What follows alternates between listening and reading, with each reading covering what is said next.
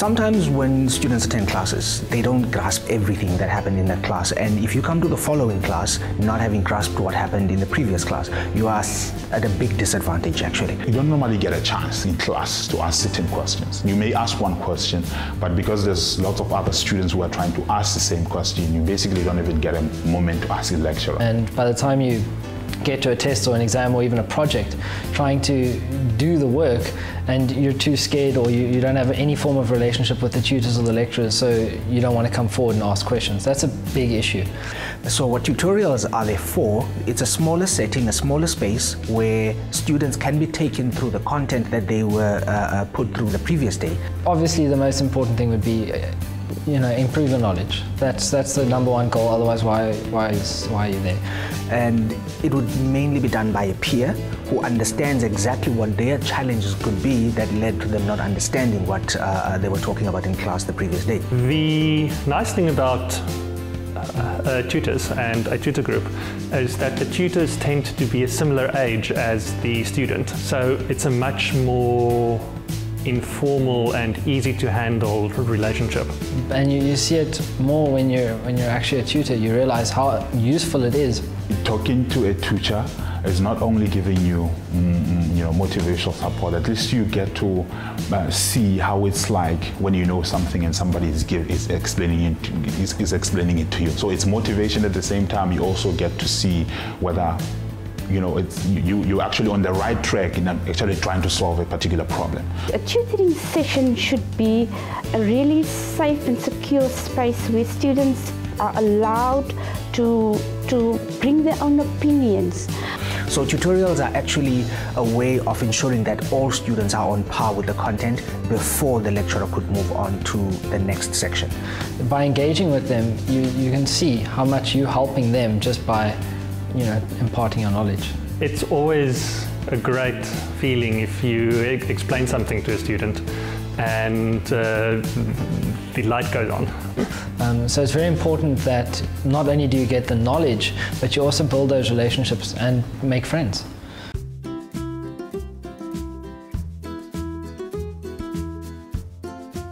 I think for most of the kinds of tutoring we want to do across the South African sector, you need a student who's ideally a postgrad and has some in-depth knowledge of the discipline. Sometimes the lecturer knows his work so well that he can't explain it at a low enough level that the student understands, whereas a tutor, you don't have that problem. Generally, you have to have done the course, so that's a good starting point, but you don't have to have done well in the course specifically. Theoretically, you may not be that sound or maybe having good grades as such, but at least knowing the stuff in a technical way and putting your hands on things is one of the things that is quite important. So on a practical subject like electrical engineering or computer engineering, you need somebody with technical expertise. Often tutors who've been struggling students are better than tutors who've been ace students, because ace students don't look at other students and think, I don't get why you don't understand this isn't hard. You need somebody who can be able to explain a huge problem in simpler ways.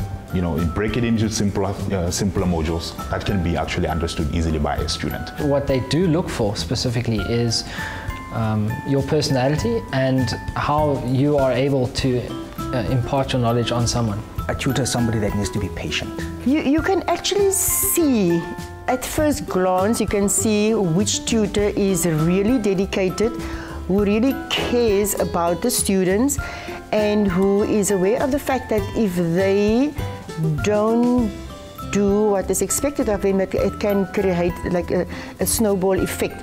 One of the best tutors the stats department at UWC ever had was a tutor who'd failed stats 3 times already. And he knew what it meant to struggle with the subject, so he was really empathetic towards the students. He was patient, and he got what they didn't get. Because you don't need to know a terrible amount, you just need to know more than them and be able to engage with them, and that's the important thing. So for me, it's the patience, it's the dedication, which goes hand in hand with the knowledge of content, theoretical content and practical knowledge. But for me, those are the two separations that I think are quite important to build one good tutor.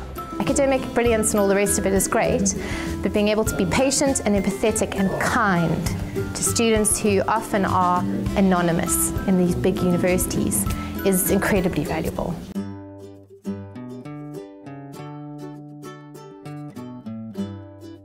continuously a department has to keep trying to improve on how tutorials are run, starting from timetabling to planning to the actual facilitation of the tutorial to even the training of the person facilitating the tutorial. When I look at programming, I think firstly there should be a structured program. The input from the lecturer is very important because you decide what is the end product and how do you want to use the tutoring session. TAing, in my experience, is generally on-the-job training. No one comes and says, well, this is how you should handle this kind of problem, or this is what you should do in this circumstance. It's kind of, I've been there before because I was a student and I know the processes that I went through, so therefore I can react to certain things. The mistakes you make are never really detrimental.